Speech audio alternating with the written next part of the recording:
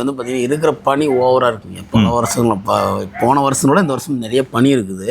பனினால பார்த்தீங்கன்னா சளி காய்ச்சல் எப்போ வருது எந்த நோய் எம்ம வருதுன்னே செய்ய மாட்டேங்குது. அதுக்கு வந்து பார்த்தீங்கன்னா நீங்கள் பேசிருக்கும் போது அருமையான ஒரு மூலிகைலாம் சேர்த்து தயாரிக்கப்பட்ட ஒரு பொடி ஒன்று வச்சுருக்கீங்க. இதில் பார்த்தீங்க அப்படின்னு சொன்னால் முசுமுசுக்கை, அதுக்கப்புறம் கண்டங்கத்திரி, தூதுவளை, சரிங்களா? அதேமாதிரி திருகடுக்கு என்ன இருக்குது, சுக்கு, மிளகு, திப்பிலி எல்லாம் இருக்கலாம். இது மாதிரி ஒரு பல்வேறு வகையான மூலிகை போட்டு செஞ்சது தான் சாதாரண சூரணம் இது, சரிங்களா? இது யார் வேணாலும் எடுக்கலாம்.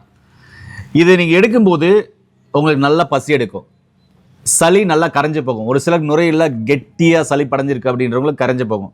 அதோட அடிஷ்னலாக அவங்களுக்கு எப்படி எடுத்துக்கலாம் அப்படின்னா, மிளகும் திப்பிலியும் போட்டு கருப்பட்டி போட்டு கொதிக்க வச்சு காலையில் நைட்டு தேநீர் எடுப்பீங்களா, அது மாதிரி டீ காப்பி குடிக்கிறவங்களா, அது மாதிரி அதுக்கு பதிலாக இது எடுத்துகிட்டு வரலாம். எடுத்துகிட்டு வந்தீங்கன்னா ரொம்ப அருமையாக நுரையில் இருக்கிற சளியெல்லாம் கரைஞ்சி போகும்.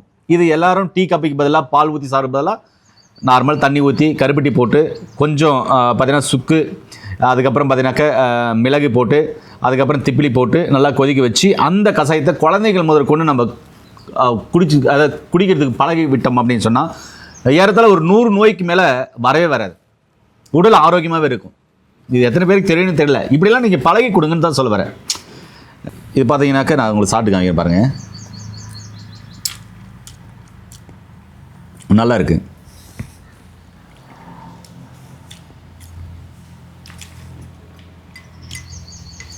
இந்த முசு இருக்கிறதுனால அந்த டேஸ்ட் அப்படியே தெரியுது, சுக்கு டேஸ்ட் அப்படியே தெரியுது. நீங்கள் அதை சாப்பிட்டு காமிங்க, எப்படின்னு சொல்லுங்கள்.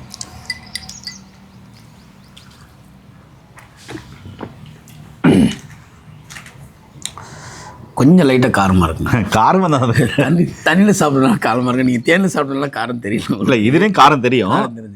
என்னன்னா